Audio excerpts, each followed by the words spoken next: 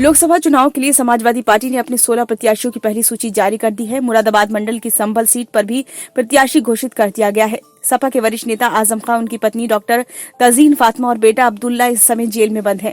ऐसे में सपा के लिए रामपुर लोकसभा सीट से प्रत्याशी की तलाश करना बेहद चुनौतीपूर्ण होगा। रामपुर को समाजवादी पार्टी के नेता आजम खां का गढ़ माना जाता है। 2019 में हुए लोकसभा चुनाव में सपा नेता आजम खां ने भाजपा प्रत्याशी व पूर्व सांसद जयाप्रदा को 1 लाख से अधिक वोटों के अंतर से हराकर जीत दर्ज की थी। हालांकि सांसद बनने के बाद आजम खां की मुश्किलें बढ़ गईं और उन पर तमाम मुकदमे दर्ज हुए। उन्हें 27 माह जेल में रहना पड़ा। 2022 में विधानसभा चुनाव जीतने के बाद उन्होंने लोकसभा से इस्तीफा दे दिया। इसके बाद हुए उपचुनाव में रामपुर सीट पर भाजपा का कब्जा हो गया और घनश्याम लोधी सांसद बने।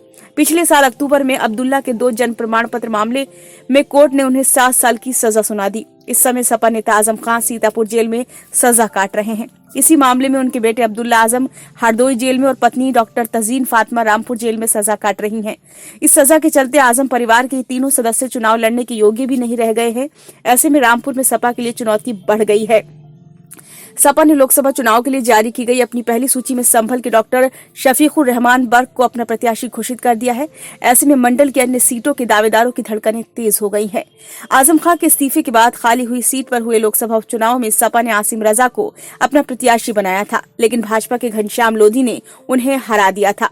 इसके बाद रामपुर विधानसभा सीट पर हुए उपचुनाव में भी सपा ने आसिम रजा को अपना प्रत्याशी बनाया था, लेकिन उसमें भाजपा प्रत्याशी आकाश सक्सेना ने उन्हें शिकस्त दे दी थी। ऐसे में रामपुर सीट से आजम का विकल्प तलाश करना सपा के लिए बड़ी चुनौती होगी।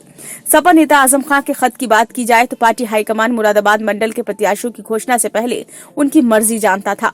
सपा से जुड़े जानकारों का कहना है कि टिकट तय करते समय आजम खां की मर्जी चलती थी। सपा नेता जिसे चाहते थे उसको ही मंडल में लोकसभा या फिर विधानसभा चुनाव के लिए टिकट दिला देते थे।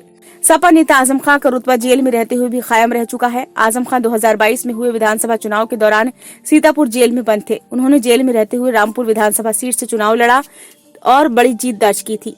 उन्होंने भाजपा के प्रत्याशी आकाश सक्सेना को पराजित कर दिया था। हालांकि उनकी विधायकी जाने के बाद हुए उपचुनाव में सपा प्रत्याशी आसिम रजा को हराकर आकाश सक्सेना विधायक बन गए।